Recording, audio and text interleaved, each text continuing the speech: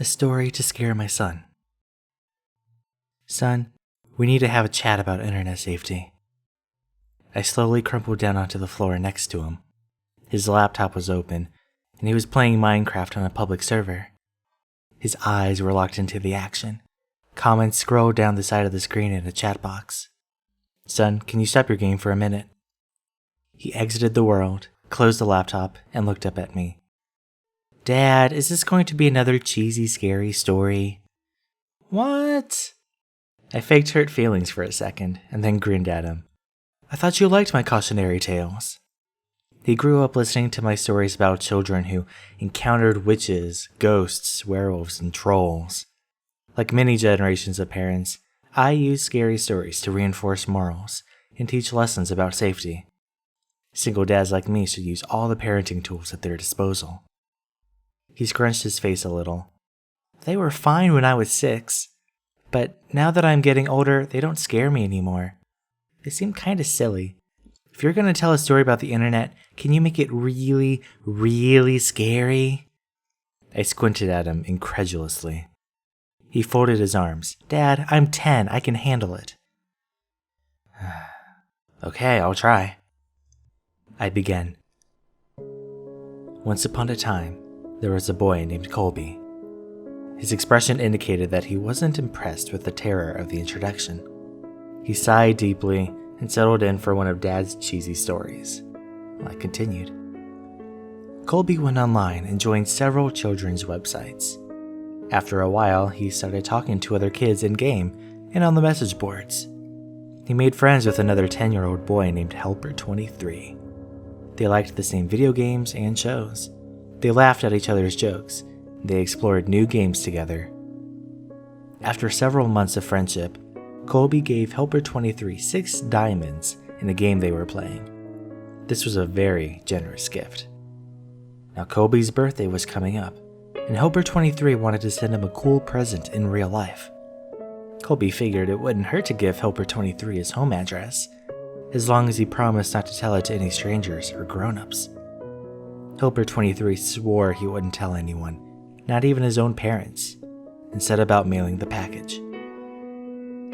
I paused the story and asked my son, "Do you think that was a good idea?" "No," he said, shaking his head vigorously. In spite of himself, he was getting into the story. Well, neither did Colby. Colby felt guilty about giving away his home address, and his guilt began to grow and grow. By the time he put on his pajamas the next night, his guilt and fear were larger than anything else in his life. He resolved to admit the truth to his parents. The punishment would be steep, but it was worth it to have a clear conscience. He squirmed in his bed as he waited for his parents to tuck him in. My son knew the scary part was coming up. In spite of his tough talk, he leaned forward, wide-eyed. I spoke quietly and deliberately. He heard all the noises of the house. The washing machine bounced around in the laundry room. Branches scraped against the brick outside his room. His baby brother cooed in the nursery. And there were some other noises he couldn't quite pinpoint. Finally, his dad's footsteps echoed down the hall. "Hey, Dad?" he called out nervously. I have something to tell you." His dad stuck his head in the doorway at a weird angle. In the darkness, his mouth didn't seem to move, and the eyes were all wrong. "Yes, son?" The voice was way off, too. Are you okay, Dad?" the boy asked.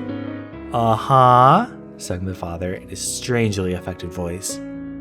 Colby pulled his covers up defensively. Is Mom around?"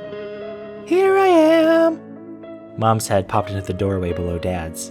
Her voice was an unnatural falsetto. "Were you about to tell us that you gave our home address to Helper23? You shouldn't have done that. We told you never to give out personal information on the internet." She continued. "He wasn't really a kid. He just pretended to be one. Do you know what he did? He came to our house, broke in, and murdered both of us, just so he could spend some time with you." A fat man in a wet jacket emerged in the child's doorway, holding the 2 severed heads. Colby shrieked and gasped as a man dropped the heads on the ground, unsheathed his knife, and moved into the room to work on the boy. My son screamed too. He twisted his hands defensively over his face. But we were just getting started with the story. After several hours, the boy was almost dead, and his screams had become whimpers.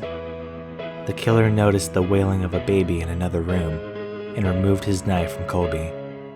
This was a special treat. He had never murdered a baby before and was excited about the prospect. Helper 23 left Colby to die and followed the cries through the house like a homing beacon. In the nursery, he walked to the crib, picked the baby up, and held it in his arms. He moved towards the changing table to get a better look, but as he held the baby, the crying died down. The baby looked up and smiled.